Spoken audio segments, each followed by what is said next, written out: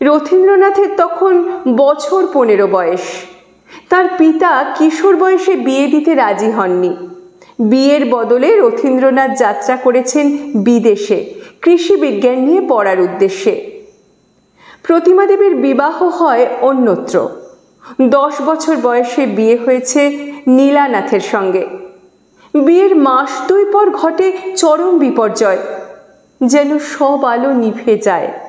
সাঁতার শিখতে গিয়ে মৃত্যু হয় তার স্বামীর। প্রতিমা অপয়া অপবাদ নিয়ে ফিরে আসেন পিতৃগৃহে।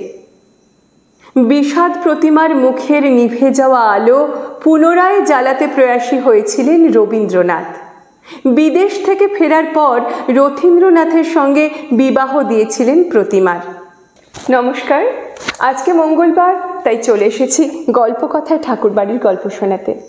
আর ঠাকুরবাড়ির এই অজানা ঘটনাগুলি যিনি আমাদের জন্য সাজিয়ে দিয়েছেন তিনি প্রখ্যাত শিশু সাহিত্যিক গবেষক ডক্টর পার্থজিৎ গঙ্গোপাধ্যায়। গত সপ্তাহে শুনিয়েছিলাম একটি মজার ঘটনা, তবে আজকের কাহিনীটি কিন্তু তুলনায় গুরুগম্ভীর। কবিপুত্র রথীন্দ্রনাথ এবং পুত্রবধূ প্রতিমা দেবীকে নিয়ে আজকের কাহিনীটি শুরু করি।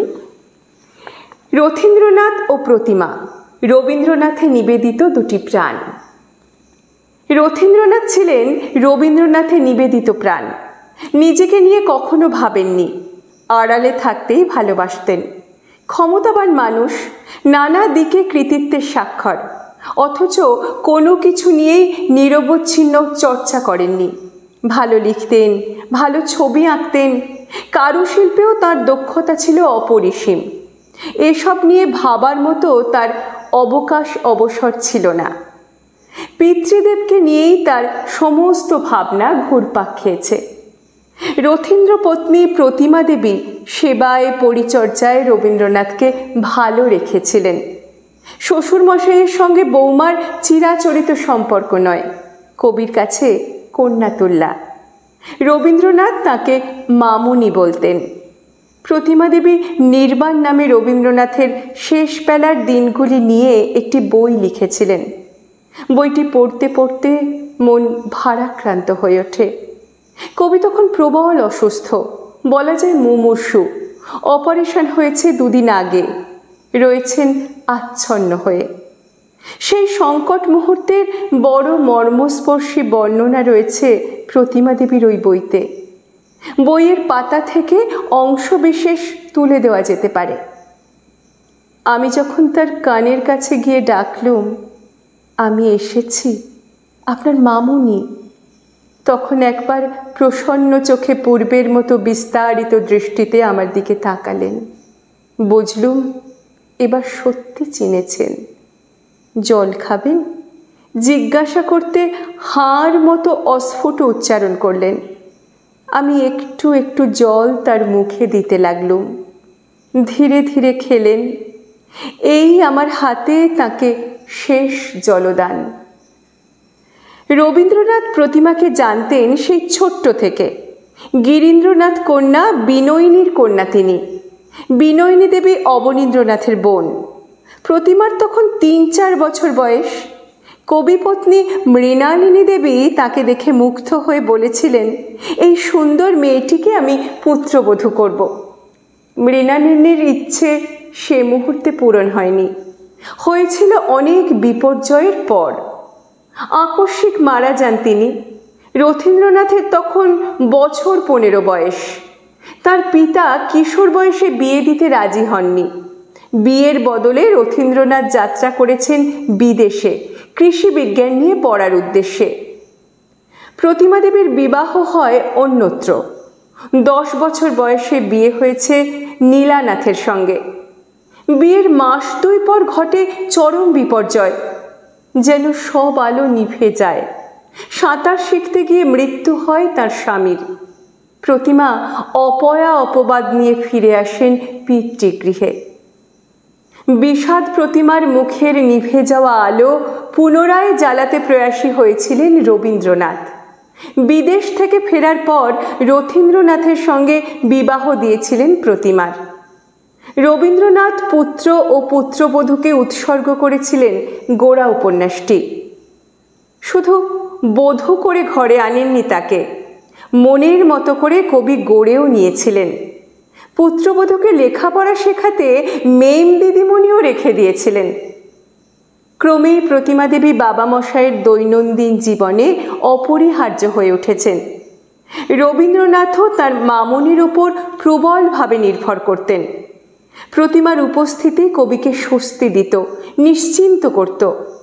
পুত্র ও পুত্রবধূকে নিয়ে কখনো তিনি দার্জিলিংয়ে গিয়েছেন, কখনো ঘাটশিলায়, এমনকি গিয়েছেন বিদেশেও। প্রতিমা দেবীর মধ্যে গোপনে নীরবে থাকা সাহিত্য মনস্কতা রবীন্দ্রনাথ জাগিয়েও তুলেছিলেন। প্রতিমাকে বলতেন, বৌমা লেখো না। প্রতিমা জানাতেন তার অক্ষমতার কথা, বলতেন, গল্প লেখা কি সহজ বাবা মশাই, আমি পারবো কেন? রবীন্দ্রনাথ তাকে গল্পের প্লট দিয়েছিলেন। সে গল্পের নাম বদনাম। আড়ষ্ট হাতে গল্পটি লেখার পর রবীন্দ্রনাথ সংশোধন পরিমার্জন করে দিয়েছিলেন। প্রতিমাকে শিখিয়েছিলেন কিভাবে লিখতে হয়। প্রতিমা দেবী রবীন্দ্রনাথের ইংরেজি রচনার বাংলা তর্জমাও করেছিলেন। প্রতিমা ও রথীন্দ্রনাথ ভালো থাকুক, সে চেষ্টা রবীন্দ্রনাথ সব সময়ই করেছেন। তাদের সন্তানহীন জীবনে সন্তান আসুক, আনন্দমুখর হোক, এই ভাবনা থেকে কবি তাদের সন্তান গ্রহণের পরামর্শ দিয়েছিলেন।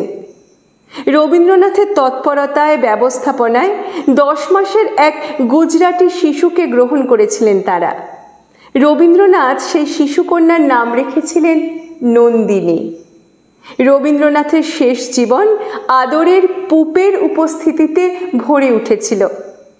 রবীন্দ্রনাথকে ভালো রাখতে, কবিচিত্তে মানসিক প্রশান্তি জাগিয়ে রাখতে প্রতিমা দেবীর চেষ্টার কোনো ত্রুটি ছিল না। রথীন্দ্রনাথও সর্বক্ষণ তার পিতৃদেবের পাশে থেকেছেন। নিজের লেখা, আঁকা ও শিল্পকর্ম নিয়ে ভুলেও ভাবেননি। তার সব ভাবনাই পিতৃদেবে কেন্দ্রীভূত হয়েছিল। রবীন্দ্রনাথ শত ব্যস্ততার মধ্যেও তার সন্তান সন্ততিদের প্রতি যথেষ্ট মনোযোগী ছিলেন। ভালোবাসায়, শাসনে প্রত্যাশিত নৈকট্য তৈরি হয়েছিল।